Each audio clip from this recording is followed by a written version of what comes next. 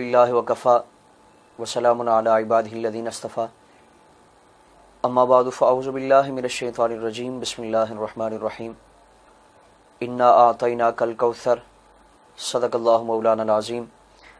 اللہم صلی علی سیدنا و مولانا محمد وعلی آل سیدنا و مولانا محمد وبارک وسلم صلاۃ و سلام علیک یا رسول اللہ لی خمسۃ اطفی بہا حر الوباء الحاتمہ المصطفیٰ والمرتضی وابناہما والفاطمہ۔ حمد و صلوات کے بعد واجب الاحترام معزز و محترم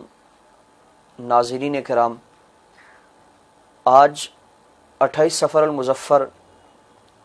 تاریخ اسلام کا وہ سیاہ ترین دن ہے کہ جب نواسۂ رسول شہزادہ بطول ہم شکل مصطفیٰ کریم صلی اللہ تعالیٰ علیہ وآلہ وسلم اور سورہ کوثر کی پہلی مجسم تفسیر بن کر صحن علی اور صحن فاطمہ میں تشریف لانے والی بڑی جلیل القدر ہستی اور بے شمار اوصاف و خصائل کی جامع ہستی شہزادہ رسول حضرت امام علی مقام امام حسن مجتبیٰ پاک علیہ السلام، آپ کا یوم شہادت ہے۔ آپ 15 رمضان المبارک سن 3 ہجری کو آپ کی ولادت ہوئی اور 28 صفر المظفر سن 50 ہجری میں آپ کی شہادت ہے۔ حضور رحمت عالم صلی اللہ تعالیٰ علیہ وآلہ وسلم کی مذکر اولاد، ان کا بلوغت سے پہلے انتقال ہو چکا ہے اور آپ صلی اللہ تعالیٰ علیہ وسلم کی کوئی بھی مذکر بالغ اولاد نہ تھی۔ کفار مکہ کی طرف سے آپ صلی اللہ تعالیٰ علیہ وسلم کو کئی بار طعنے دیے گئے اور اس حوالے سے آپ صلی اللہ تعالیٰ علیہ وسلم کی کردار کشی کی گئی، شادیانے بجائے گئے، خوشیاں منائی گئی کہ محمد بن عبداللہ صلی اللہ تعالیٰ علیہ وآلہ وسلم آپ کی کوئی مذکر اولاد نہیں ہے اور آپ مقتون نسل ہیں، معاذ اللہ ابتر ہیں، آپ نسل کٹے ہیں، معاذ اللہ ثم معاذ اللہ، نقل کفر نباشت، کہ آپ کی نسل کا جو سلسلہ، اولاد کا جو سلسلہ بیٹوں کے ذریعے ہوتا ہے تو وہ جاری نہیں رہ سکے گا، اور آپ صلی اللہ تعالی وسلم کا وصال ہوگا تو وصال کے بعد آپ کا جو حسب و نسب کا سلسلہ ہے، خاندانی سلسلہ ہے،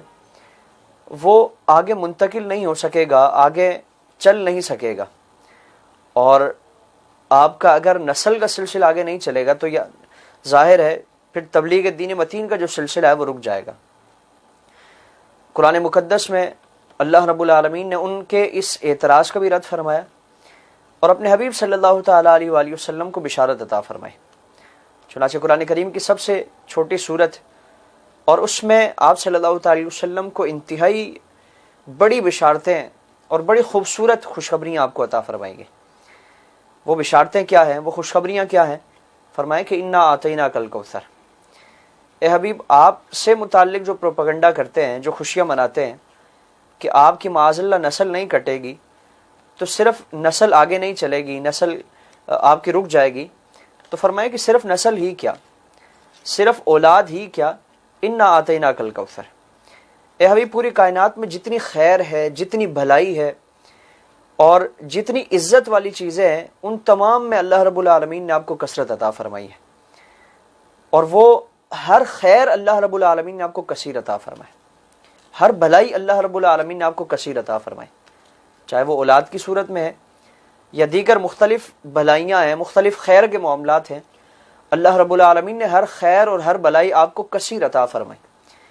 اور کثرت کتنی ہے؟ کفار مکہ جو اعتراض کیا کرتے تھے، پروپیگنڈا کیا کرتے تھے کہ آپ معاذ اللہ ابتر ہیں، تو ان سے متعلق فرمائے کہ ان شانیہ کا الابتر، کہ ان کا معاملہ کیا ہے، ان کی حالت کیا ہے، کہ بے شک آپ کا جو دشمن ہے اس کا معاملہ یہ ہے کہ وہ ابتر ہے، وہ نسل کٹا ہے، یعنی آپ نسل کٹے نہیں ہیں، آپ معاذ اللہ مقتون نسل نہیں ہے، بلکہ آپ کی نسل تو قیامت تک اس کا سلسلہ جاری و ساری رہے گا، آپ کی نسل کو اللہ رب العالمین اس کا سلسلہ رکنے نہیں دے گا، بلکہ مدینہ منورہ سے نکل کر پوری دنیا میں آپ کی نسل کا سلسلہ وہ جاری و ساری رہے گا، اور قیامت تک آپ کی نسل کا سلسلہ یہ چلتا رہے گا۔ آپ کے جو مخالفین ہیں، جو پروپیگنڈا کرتے ہیں، ان کا معاملہ یہ ہے کہ وہ ابتر ہیں، وہ نسل کٹے ہیں. آج ان کی نسل، ان میں سے کسی کی بھی نسل ہمیں اس دنیا میں نظر نہیں آتی. تو آیت کوثر، انا آتینا کل کوثر، سورہ کوثر کی جو پہلی آیت ہے، اس کی پہلی جو مجسم تفسیر ہے وہ سیدنا امام علی مقام امام حسن مجتبیٰ پاک علیہ السلام. آپ کی ولادت ہوئی، حضور رحمت عالم صلی اللہ تعالی وسلم کو خبر دی گئی، حضور تشریف لائے، بڑی خوشی کے ساتھ حضور سیدہ کائنات کے گھر پر تشریف لاتے ہیں، اور امام علی مقام امام حسن مجتبیٰ پاک کو تہنیک، یعنی آپ نے گھٹی عطا فرمائی اپنے لعاب دہن کے ذریعے. تو سب سے پہلی جو چیز امام علی مقام امام حسن مجتبیٰ پاک کے دہن میں جا رہی ہے اور حلق سے نیچے جو جا رہی ہے وہ لعاب دہن مصطفیٰ صلی اللہ تعالی علیہ وسلم ہے. پھر حضرت علی المرتضیٰ رضی اللہ تبارک و تعالیٰ عنہ سے پوچھا کہ علی کوئی نام رکھا ہے، کچھ سوچا ہے؟ تو بعض روایتوں میں آتا ہے کہ آپ نے حرب سے متعلق عرض کیا،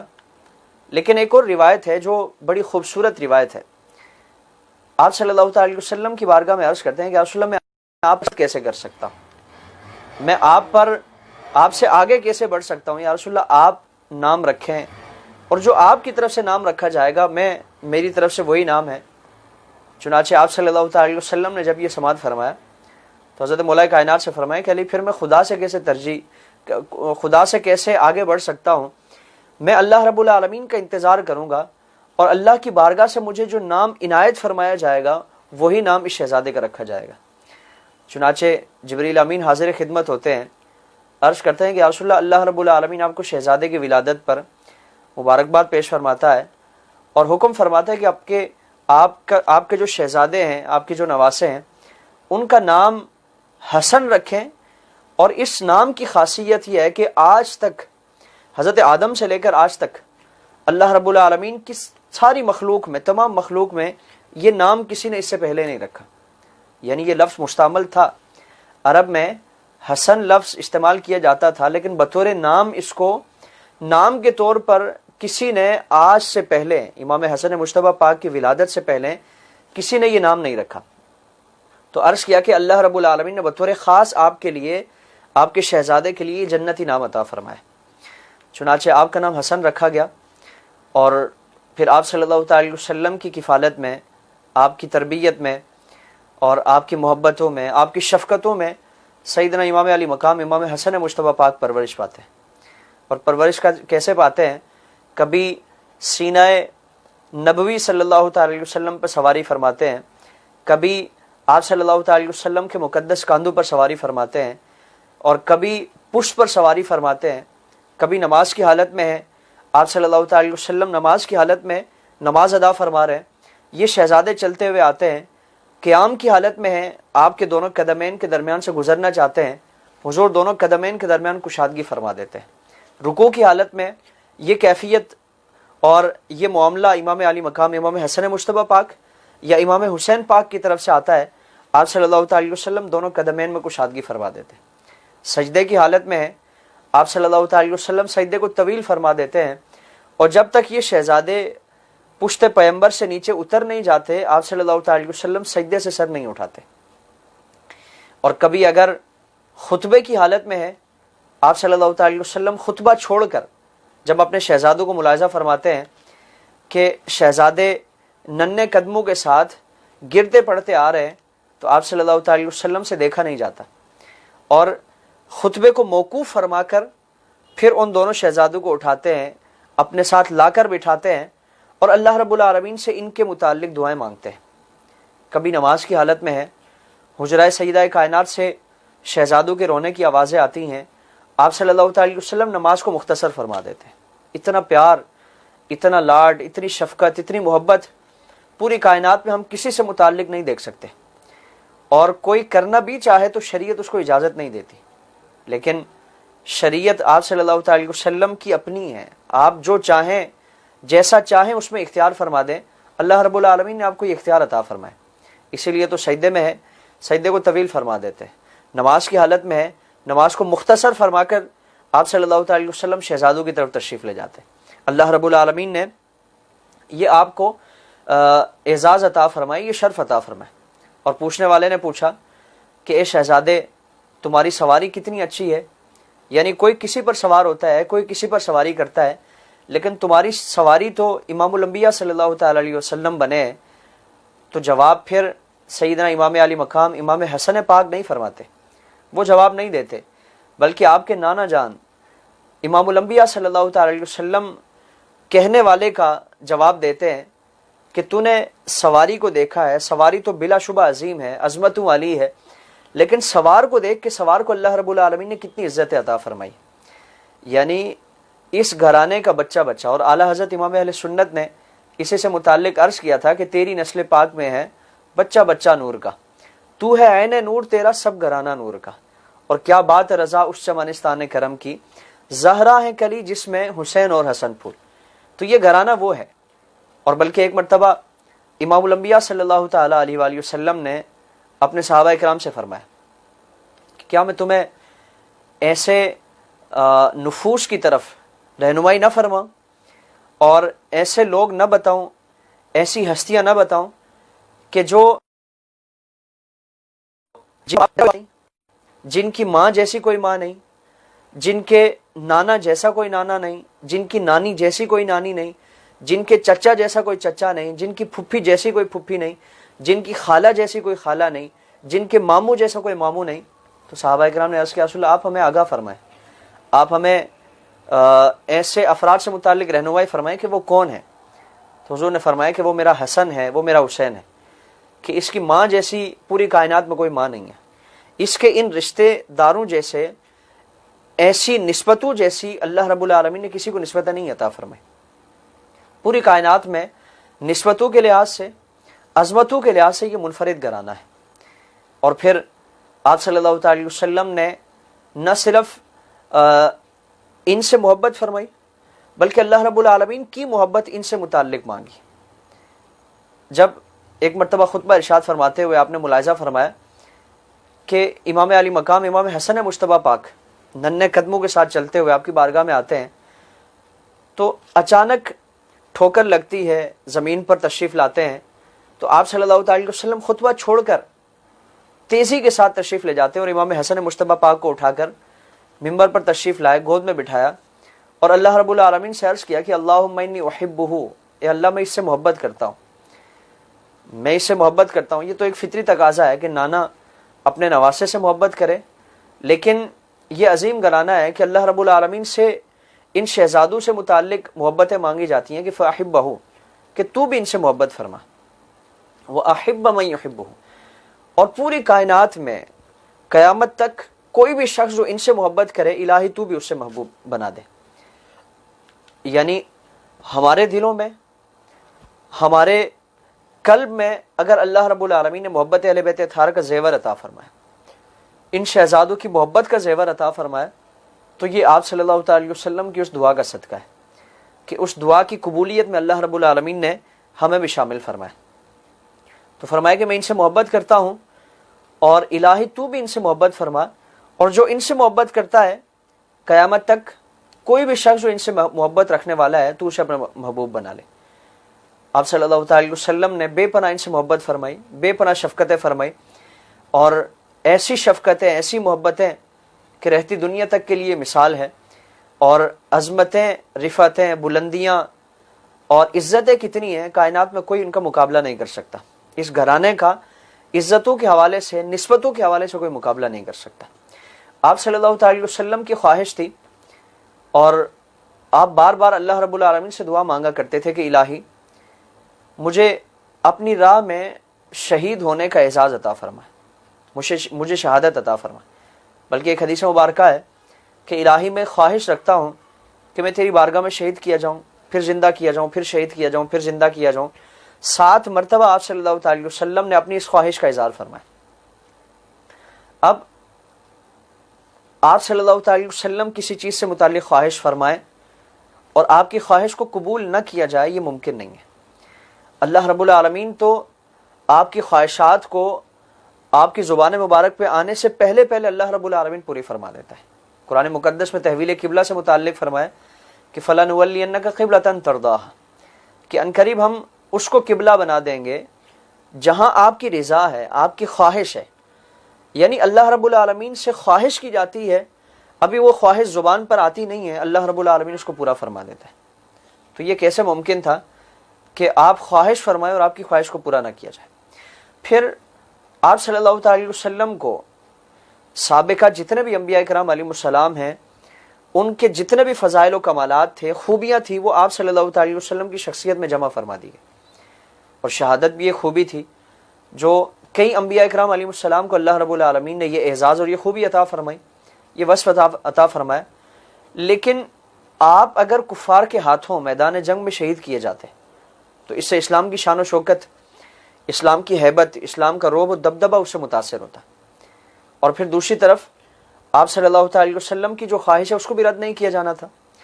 تو اللہ رب العالمین نے آپ کی اس خواہش کو آپ کے سب سے لاڈلے شہزادے، سب سے جو پیارے شہزادے ہیں، آپ کے بیٹوں میں، آپ کے شہزادوں میں اللہ رب العالمین نے اس خواہش کو پورا فرما دیا. اور سری شہادت امام علی مقام امام حسن مجتبیٰ پاک کے ذریعے، اور جہری جو شہادت ہے یعنی میدان جنگ میں کفار کا مقابلہ کرتے ہوئے آپ کو شہید کیا جائے، وہ امام علی مقام امام حسین پاک علیہ السلام کے ذریعے آپ کی اس خواہش کو پورا کیا گیا. حضرت مولا علی کرم اللہ تعالی وجہ الکریم کی شہادت کے بعد امام حسن مجتبیٰ پاک آپ 6 ماہ خلافت راشدہ پر متمکن رہے، اس مسند پر متمکن رہے. اور 6 ماہ بعد آپ نے مسلمانوں میں جنگ و جدال کو ختم کرنے کے لیے، مسلمانوں میں افراتفری کو ختم کرنے کے لیے جنگ بندی کی، اور ایک معاہدے کے ساتھ آپ نے دستبرداری کا اعلان فرمایا. اس کے بعد آپ گوشہ نشین ہو گئے، اور آپ نے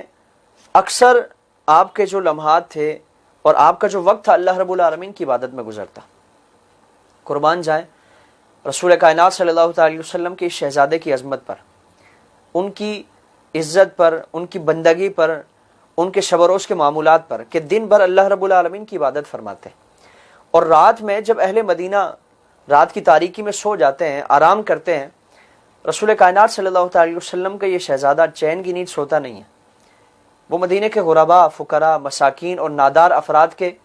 گھروں کی دہلیز پر اپنے کاندھوں پر وہ سامان لاد کر، غلہ لاد کر ان کے دروازے پر چھوڑ آتے ہیں. پوری زندگی آپ کا یہ معمول ہے. کسی کو پتہ نہیں ہے، کسی کو خبر نہیں ہے کہ یہ ہماری گھروں کی دہلیز پر ہماری ضروریات کو پورا کر کے جانے والا، اور انتہائی خفیہ طریقے سے، پوشیدہ طریقے سے، بغیر کسی کو بتائے، بغیر کسی پر ظاہر کیے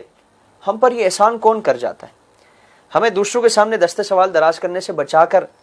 ہم پر یہ کون احسان کر جاتا ہے؟ کسی کو یہ معلوم نہیں تھا.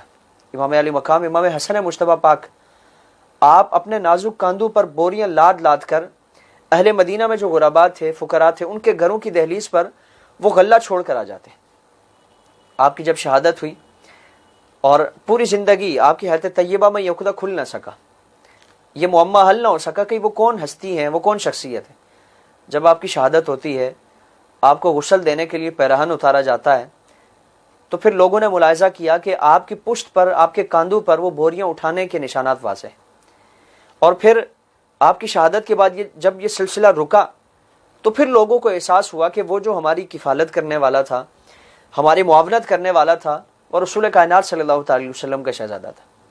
آپ کو بارہا زہر دیا گیا، کئی مرتبہ آپ کو کبھی کھانے میں، کبھی کھجور میں، کبھی مختلف اشیاء میں آپ کو زہر دیا جاتا رہا. ہر مرتبہ آپ صلی اللہ تعالی وسلم کے روزے پر حاضر ہو کر آپ شکایت فرماتے اور اللہ کے رسول صلی اللہ تعالی وسلم سے فریاد فرماتے، اللہ رب العالمین آپ کو شفا عطا فرما دیتا، اس زہر کی کیفیت سے آپ باہر نکل آتے. لیکن آخری مرتبہ جو آپ کو زہر دیا گیا اور ہیرے کی کنی پیس کر مشروب میں ملائی گئی اور اس کے ساتھ زہر بھی ملا دیا گیا، جو ہی آپ نے وہ مشروب آپ نے نوش فرمایا تو وہ مشروب جیسے ہی حلق سے نیچے اترا، حلق سے نیچے کا حصہ وہ کٹ کٹ کر گرنے لگا. اسی کیفیت میں آپ نے کئی روز بسر کیے. انتہائی کرب کی کیفیت ہے، انتہائی دکھ کی کیفیت ہے، اور انتہائی تکلیف کی کیفیت ہے جو برداشت سے باہر ہے. لیکن قربان جائیں اور آفری ہیں رسول کائنات صلی اللہ تعالی وسلم کے شہزادے پر، آپ صلی اللہ علیہ وسلم پر، کہ اس کیفیت میں، اتنی شدید ترین تکلیف میں اور وہ کسی نے کیا خوب کہا تھا کہ زبان پر شکوائے رنج و علم لایا نہیں کرتے. تو ان کا معاملہ یہ ہے کہ زبان پر شکوائے رنج و علم لایا نہیں کرتے، کتنی ہی تکلیف کیوں نہ ہو اور مصائب و علام کی انتہا کر دی جائے، لیکن اللہ رب العالمین کی بارگاہ میں صبر و شکر سے کام لیتے ہیں. چنانچہ اسی کیفیت میں کئی دن گزرتے ہیں اور اسی کیفیت میں آپ تکلیف کی حالت میں، دکھ کی حالت میں اور انتہائی درد کی حالت میں کئی دنوں تک اسی کیفیت میں مبتلا رہنے کے بعد آپ نے جام شہادت نوش فرمایا اور اللہ رب العالمین کی حضور اپنی جان آفریں کے سپرد کی. 28 صفر المظفر آپ کا یوم شہادت.